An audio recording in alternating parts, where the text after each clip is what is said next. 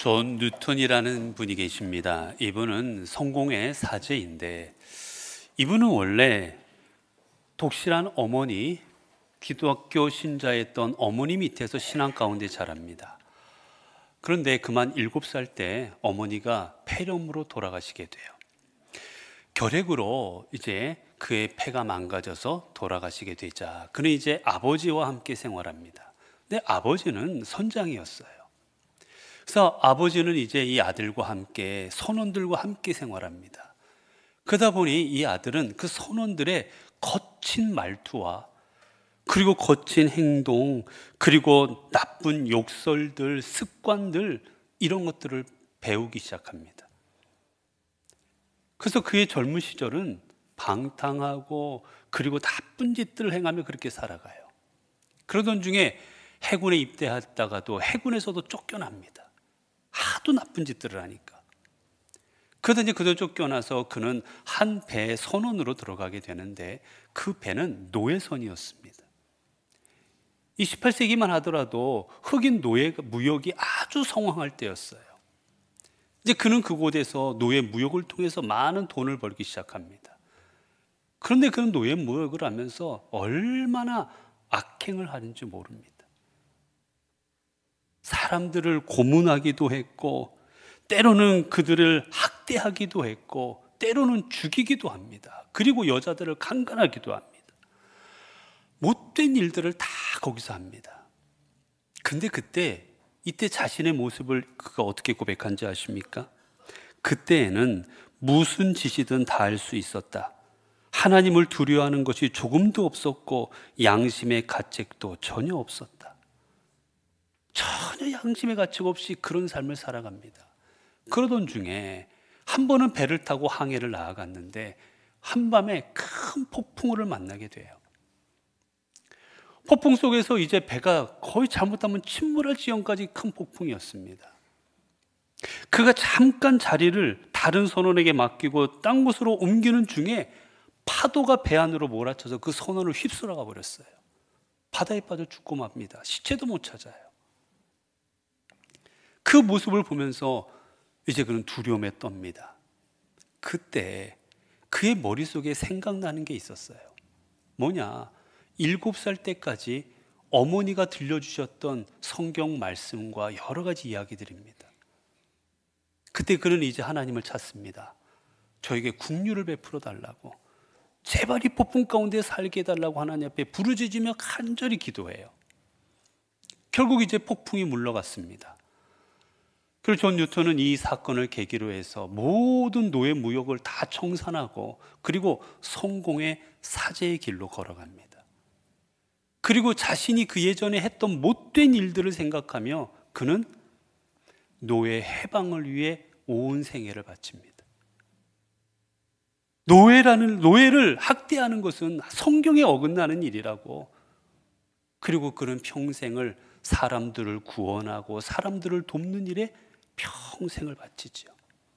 그가 자신의 삶을 돌아보면서 지었던 찬송이 바로 오늘 우리가 앞서 불렀던 305장입니다.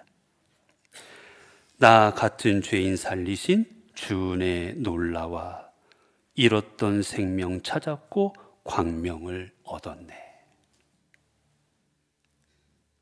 내가 주님의 은혜로 이렇게 다시 살아났고 주님의 은혜로 광명을 얻었습니다. 고백하며 이 시를 작시해요.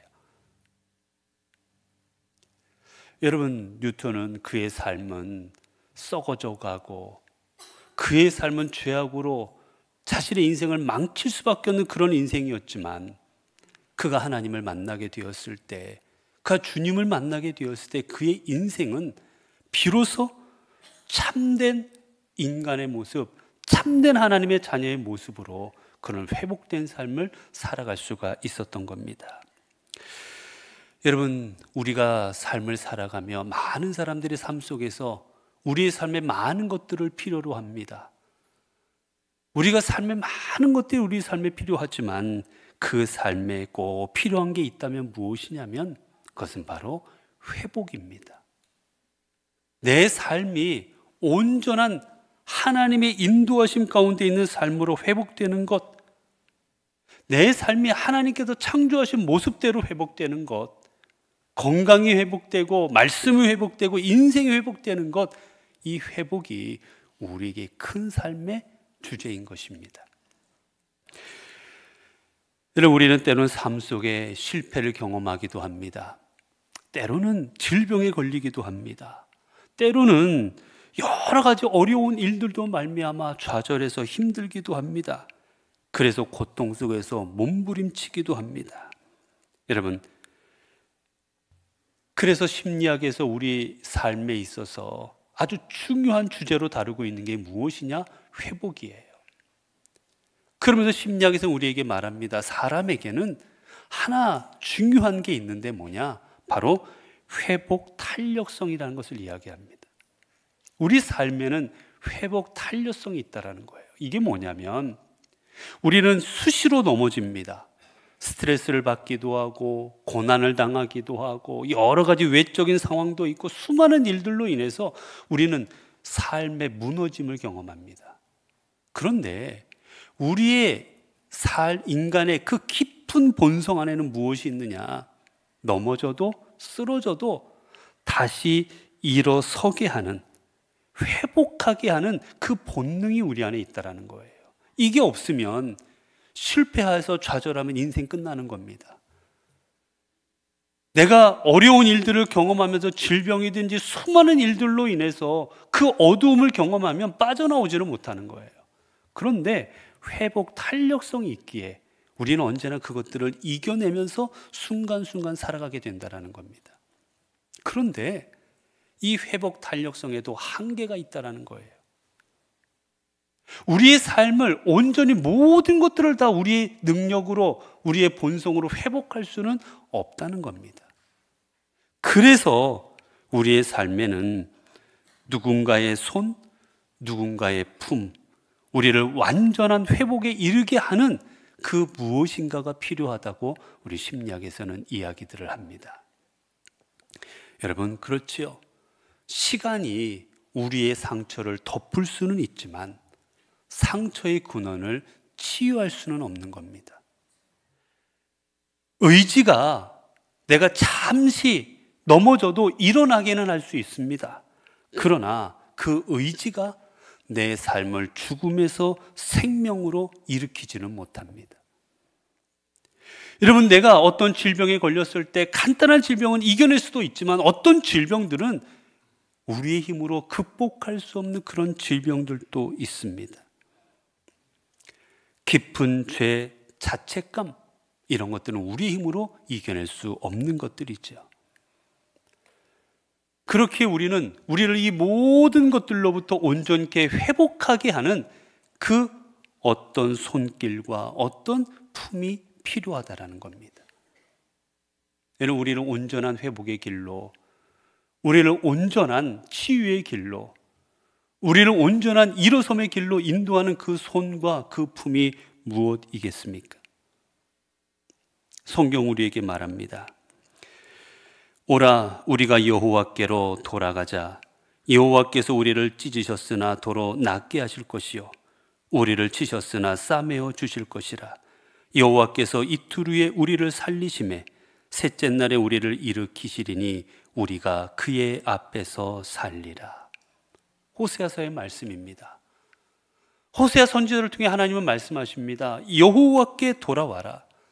주님께서 너희를 일으켜 주시고 주님께서 너희의 삶을 회복시켜 주실 것이라고 말씀하십니다. 또한 성경은 말합니다. 왜 주님을 일으킬 수 있느냐? 그가 찔림은 우리의 허물 때문이요 그가 상함은 우리의 죄악 때문이라. 그가 징계를 받음으로 우리는 평화를 누리고 그가 채찍에 맞음으로 우리가 나음을 입었도다. 이사야의 말씀입니다.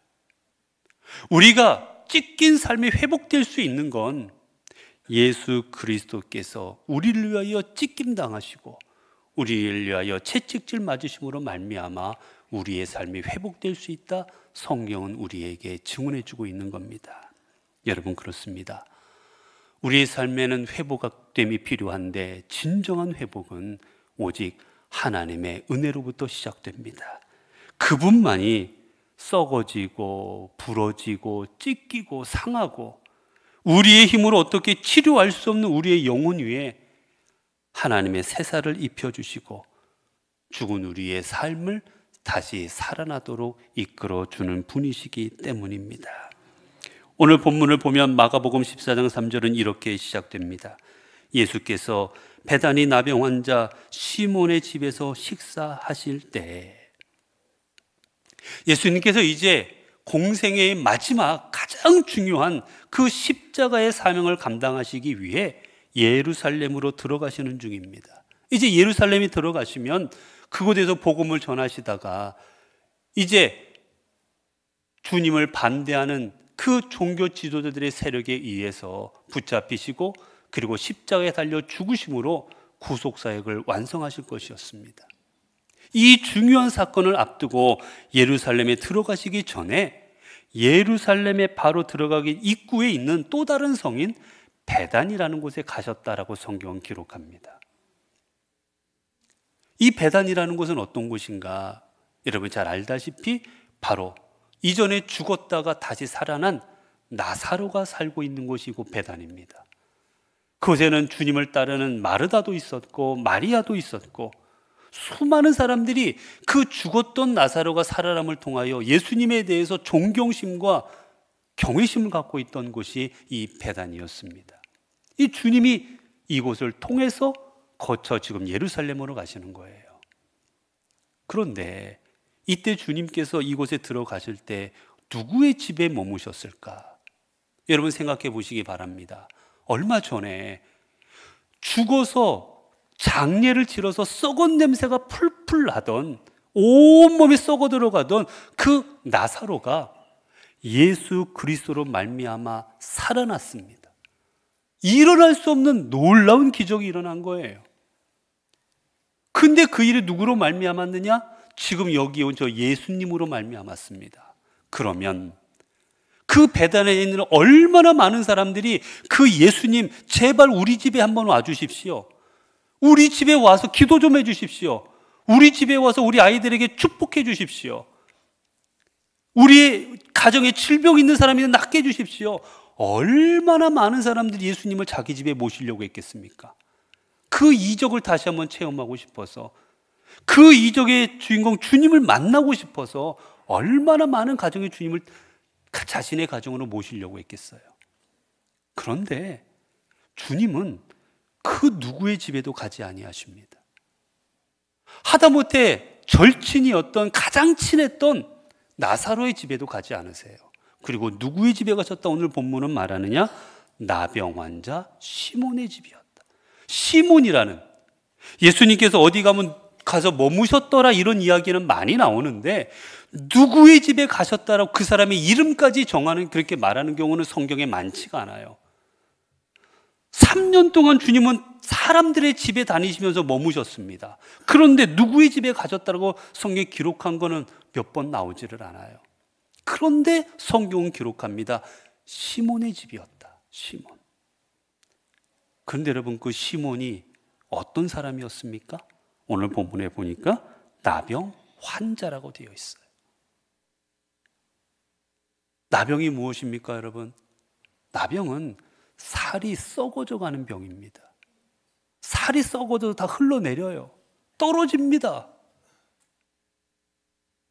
이 질병은 사람들로부터 하나님의 저주를 받아 걸린 병이라고 생각할 정도로 흉측한 병이었어요, 여러분. 모든 사람들이 멀리합니다. 이 나병에 걸리면 성 밖으로 쫓겨납니다. 하나님의 저주받은 사람이라고, 흉측하다고, 옆에 오면 부정탄다고 성 밖으로 쫓아버려요. 그리고 그 병이 나았다라는 그 확증을 제사장에게 받아야만이 다시 마을로 들어올 수가 있었습니다. 그렇게 아마도 봐도 이 시몬이라는 사람은 지금 나병 환자는 아니고 이전에 나병이 걸렸었고, 그리고 성 밖에 가서 생활하다가 이제 나병이 다 나아서 다시 성 안으로 들어와 사는 것 같습니다.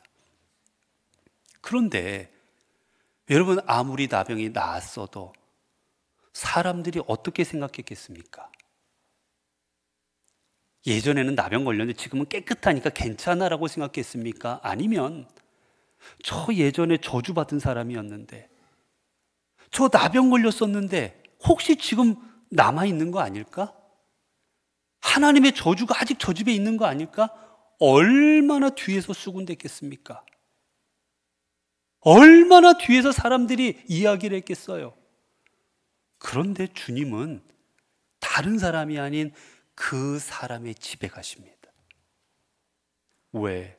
많고 많은 사람 집 중에 지금 나병 환자였던 시몬의 집으로 가신 것일까? 이것은 바로 의도하신 것이었습니다. 주님께서 무엇인가 우리에게 가르침을 주시고자 함이었고, 수많은 사람들에게 무언가 알려주시고자 함이었어요. 자신의 존재가 어떤 존재인지를 사람들에게 깨닫게 하시기 위함이었습니다. 그 첫 번째는 무엇입니까? 여러분, 주님께서는 누구의 집을 찾으시고 어떤 사람을 찾으시느냐? 상처 입은 사람을 찾으십니다. 여러분, 우리는 물건을 고를 때 어떤 물건을 고릅니까? 깨끗하고 흠 없고 예쁘고, 우리는 그런 물건을 고릅니다. 사람을 고를 때도 그렇게 골라요. 그래도 누구보다 더 잘생기고 예쁘고 직업도 괜찮고 건강하고 우리는 괜찮은 사람, 이런 사람 우리는 주로 찾고, 그런 사람하고 친구하려고 하고, 그런 사람하고 가까이 하려고 합니다. 그런데 여러분, 주님이 찾으시는 사람은 그런 사람이 아닙니다. 주님 뭐라 말씀하셨습니까? 예수께서 들으시고 그들에게 이르시되 건강한 자에게는 의사가 쓸데없고 병든 자에게라야 쓸데있느니라. 나는 의인을 부르러 온 것이 아니요 죄인을 부르러 왔노라. 마가복음 2장 17절의 말씀입니다. 주님 말씀하신 나는 죄인을 부르러 왔노라. 아픈 사람을 찾으러 왔노라. 고통 가운데 눈물 흘리는 사람을 찾으러 왔노라. 질병으로 인해서 일어나지 못하는 사람을 찾으러 왔노라. 내 삶이 고난 속에서 울부짖는 그 한 사람을 찾으러 왔노라 라고 말씀하십니다. 우리는 고통 없는 사람, 아픔 없는 사람, 잘 나가는 사람, 유명한 사람을 찾지만 주님은 거꾸로 가십니다. 이 땅 가운데 아파하는 사람을 찾으세요. 죄인을 찾으십니다. 우리는 죄인을 안 찾아요. 죄인은 멀리 하려고 합니다. 흠 있다고 멀리 합니다. 저 사람은 어쩌고 저쩌고, 저 사람은 어쩌고 저쩌고, 어떻게 해서든지 사람의 흠을 찾아내고 옆에 안 있으려고 해요. 그러나 하나님은 그렇지 않으십니다. 흠 있는 자를 찾으십니다. 그리고 찾아가십니다. 아프지, 괴롭지, 어렵지, 혼자 못 살겠지, 그 아픈 사람을 찾아가시는 거예요. 그 주님 말씀하십니다. 수고하고 무거운 짐진 자들아 다 내게로 오라. 내가 너희를 쉬게 하리라. 여러분, 오늘 또 주님께서 베다니 시몬의 집을 찾은 사건은 어떤 의미가 있습니까? 우리 주님께서는 우리의 썩어진 몸에 새 살을 입히시는 분, 우리의 삶을 새롭게 하시는 분이라는 걸 가르쳐 주기 위함이셨던 거예요. 여러분, 지금 이 시몬은 어떻습니까? 이전에는 살이 문드러졌어요. 살이 뚝뚝뚝뚝 떨어집니다. 썩어가지고 온 살이 다 무너져 내립니다. 여러분, 이 병에 걸리면 손발이 다, 손가락 발가락이 떨어져 버립니다. 그런데 그러던 그가 하나님의 은혜로 말미암아 썩어지고 문드러졌던 살에 하나님께서 새 살이 돋게 하셨습니다. 그 비었던, 그 떨어졌던 그 공간에 하나님의 새 살을 돋게 하신 거예요. 그래서 내쳐지고 성 밖에도 저주받은 인생으로 살아가던 인생을 하나님께서는 회복시켜 주셨습니다. 여러분, 주님께서 이 땅에 왜 오셨습니까? 왜 주님이 우리를 위해 십자가를 지었습니까? 이유는 하나예요. 이 나병 환자였던 시몬처럼 우리의 인생은 죄로 말미암아 썩어 문드러지던 인생이었습니다. 흘러내려버리던 인생이었어요. 저주받은 인생이었습니다. 쫓겨나 버리는 인생이었어요. 회복될 수 없는 인생이었습니다. 그런데 내가 너 안에 새 살이 돋게 하여 줄 것이다. 내가 어떤 약으로도 치유받을 수 없는 이 나병 내가 치료하여 줄 것이다. 사람들로부터 손가락질 당하고 사람들로부터 외면당하는 너의 인생 내가 회복시켜 줄 것이다. 시몬아, 내가 너의 인생 회복시켜 줄게. 이 사람이 회복된 것처럼, 하나님의 은혜로 이 시몬의 인생이 회복된 것처럼 주님 앞에 있는 모든 백성들에게 말하는 겁니다. 내가 너희들의 인생을 회복시켜 줄 것이다. 질병으로, 경제적인 어려움으로, 외면당함으로, 수많은 일들로 눈물 짓고 있는 너희들의 인생, 썩어 문드러져 가고 있는 너희들의 인생, 죄로 말미암아 썩어져가는 너희의 인생, 내 피와 내 살로 너희들의 인생을 새롭게 하여 줄 것이다. 너희들의 몸에 새 살이 돋게 하여 줄 것이다. 말씀하고 계신 거예요. 여러분, 이것을 위해서 주님께서는 이 사실을 가르쳐 주시고자 시몬의 집으로 들어가시는 겁니다. 여러분, 시몬의 집에 예수님이 들어가시자 이 시몬의 집은 어떻게 됩니까? 사람들이 수군거립니다. 그래도 저 사람은 예전에 저주받은 사람이었는데 아직도 그 나병의 흔적이 남겨져 있는 사람인데 뒤에서 손가락질하고 사람들이 뒤에서 수군수군대는 그 사람의 집에 주님이 들어가시자 이제 그 집은 어떻게 됩니까? 저 시몬의 집은 놀라운 이적을 일으키던 예수 그리스도가 들어가신 집이 되어버립니다. 이 땅에 메시아로 오신 예수님께서 함께 하신 집이 되어버립니다.